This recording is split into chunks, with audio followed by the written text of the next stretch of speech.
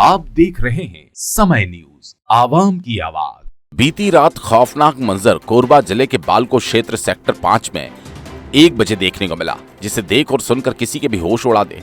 Sector 5 में रहने वाले संतीश कुमार मानिकपुरी का पूरा परिवार उस समय सख्ते में आ गया जब कुछ सामान घर के वॉशिंग मशीन के ऊपर ही रख रहे थे कि जोरदार फनकार की आवाज आई, जिसको सुनते ही घर वालों के हाथ पैर फूल गए और समझते देर नहीं लगी कि उसमें नाक सांप घुस गया।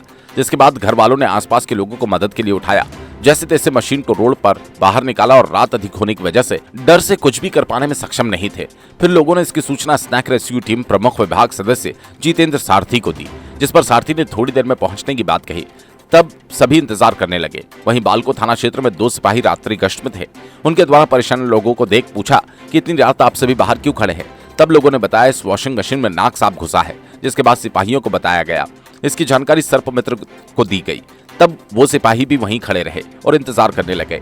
आखिरकार रात 1:30 पर जितेंद्र सारथी मौके स्थल पर पहुंचे और एक एक कर वॉशिंग मशीन के हिस्से को बाहर निकाला।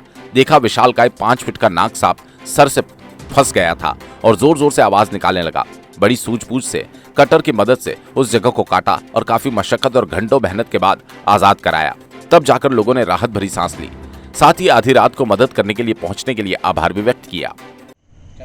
सर, जैसा कि जानकारी मिला, बालको क्षेत्र के सेक्टर 5 में एक परिवार निवास करता है और रात्रि करीबन 12:30 से 1 बजे के आसपास पे उनके घर पे एक वॉशिंग मशीन पे एक सांप दिखने की सूचना मुझे मिली। और जैसा कि उनका कहना था कि वो लगातार फनकार का आवाज़ आ रहा है और लगातार आवाज़ आ रहा है, तो इससे उनको यही पहला दृष्टया यही लगा कि वो गौवा, जिसको हम स्पेक्टिकल कोबरा बोलते हैं, वो होने का प्रतीत लगा।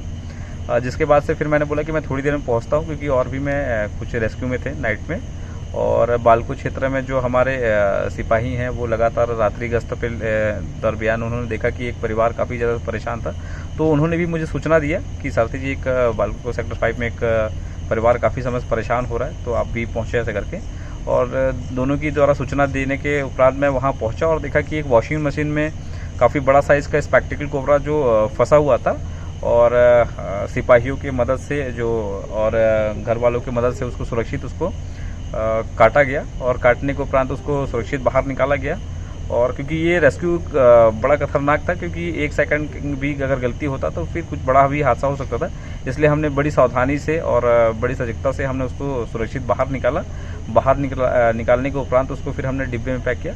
इस तरह से एक बड़ी दुर्घटना टली, क्योंकि हो सकता था जाने अनजाने परिवार अगर सोया रहता और उस बीच में अगर वो कहीं वॉशिंग मशीन से निकल के सुबह या फिर रात में ही कहीं किसी परिवार को अगर वो काट लेता तो एक बड़ा हादसा हो सकता था। हालांकि वो टला। और लोगों से मैं यही कहूँगा कि आप जब भी रात्रि हो या सुबह हो, आप अपने सोने से पहले अपने घर के आसपास को और अपने बिस्तर को ज़रूर चेक कर लें। और साथ ही साथ जब भी सुबह आप उठें तो सुबह उठने के बाद जैसे जूते हो गए, वॉशिंग मशीन हो गए, इस तरीके से इन चीज़ों को भी ज़रूर ध्यान रखें।